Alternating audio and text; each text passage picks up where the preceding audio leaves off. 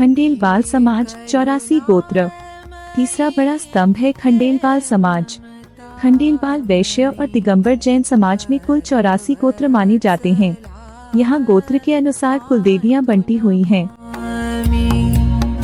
हे करुणामयी, हे ममतामयी, भक्तवत्सला मातु नमामि।